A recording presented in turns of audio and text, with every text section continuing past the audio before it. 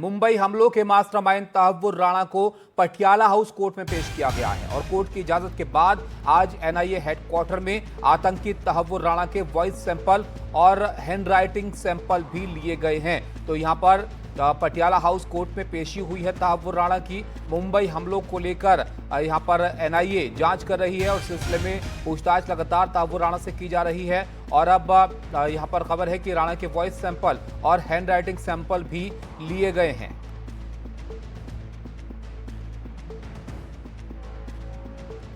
तो Patiala house court में आज पेशी यहां पर की गई है तहव्वुर राणा की। आपको बताएं मुंबई हमलों का ये मास्टरमाइंड है जिससे एनआईए लगातार पूछताछ कर रही है। किस तरह की भूमिका इसकी रही थी, कौन मददगार मुंबई हमले में रहे थे और कैसे साजिश रची गई थी, ये तमाम बड़े सवाल हैं जिनको यहां पर जानने के लिए पूछताछ लगातार हो रही है इस तहव्वुर राणा से।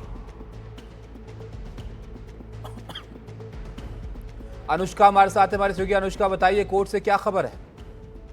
जी बिल्कुल ताबिश इस तरीके से देखा जा सकता है। आज तीसरी बार तहव्वुर राणा को कोर्ट के सामने पेश किया गया था। पहली पेशी में एनआईए ने जब तहव्वुर राणा को लीगल तरीके से अरेस्ट किया था तब उसको कोर्ट के सामने प्रोड्यूस किया गया था। दूसरी बार में क्योंकि पहली बार 18 दिन की कस्टडी मांगी गई थी और वो कस्टडी जो है वो खत्म हो गई थी, तो उस कस्टडी को बढ़ाने के लिए एनआईए ने तहव्वुर राणा को दूसरी बार कोर्ट में पेश किया था, जिसके बाद उन्हें 12 दिन की कस्टडी और मिली। आज तीसरा दिन था जब कोर्ट के आदेश अनुसार आज तहव्वुर राणा से जो हैंड राइटिंग है उसका सैंपल लेना था और साथ ही साथ उसकी जो वॉइस सैंपलिंग है वो कराई जानी थी। जिस तरीके से कोर्ट के सूत्र बता रहे हैं और तहव्वुर राणा को जो लॉयर रिप्रेजेंट कर रहे हैं उनका भी कहना है कि आज तहव्वुर राणा ने पूरी तरीके से कोऑर्डिनेट किया। उसने अल्फा न्यूमेरिक तरीके से अपने हैंड राइटिंग की जो सैंपलिंग है वो कोर्ट में सबके सामने दी। उसके कुछ सवाल थे, उसने अपने लॉयर से सवाल पूछे थे कि किस तरीके से ये इसका इस्तेमाल किया जाना है एनआईए के द्वारा, तो उसको उस बारे में बता दिया गया था जिससे वो संतुष्ट भी था। और साथ ही साथ जो हैंड राइटिंग टेस्टिंग है वो की गई थी। वॉइस सैंपलिंग जो है वो एनआईए हेडक्वार्टर जो कि लोधी रोड में स्थित है। अनुष्का, जो जांच यहां पर चल रही है तहव्वुर राणा से कुछ बड़े सवाल हैं जिसके जवाब एनआईए यहां पर जरूर जानना चाहेगी। ऐसे में यहां पर ये हैंडराइटिंग सैंपल और वॉइस सैंपल कितना अहम भूमिका निभा सकते हैं, कितना काम आ सकते हैं?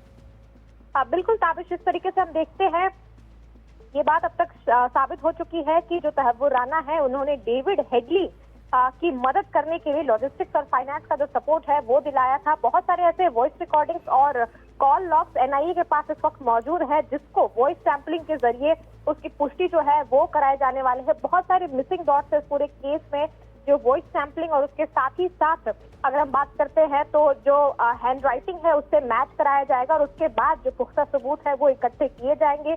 फिलहाल के लिए जो जानकारी मिल रही है उसके मुताबिक तहव्वुर राणा अब किसी भी जांच पर किसी भी तरीके का सहयोग नहीं कर रहे थे। आज पहली बार, क्योंकि जिस तरीके से देखा जाता है अगर वो इस जांच में सहयोग नहीं करते तो चार्जशीट बनने के दौरान उनको काफी सारी मुश्किलों का सामना करना पड़ता, जिस वजह से आज तहव्वुर राणा ने अपनी सहमति दी और उसके बाद उसकी जितने भी वॉइस सैंपलिंग है और हैंड राइटिंग की जो सैंपल्स है उसको इकट्ठा किया गया है। एनआईए अब आगे इसके ऊपर और कार्रवाई करेगी, इन्वेस्टिगेशन जो है वो कराया जाएगा।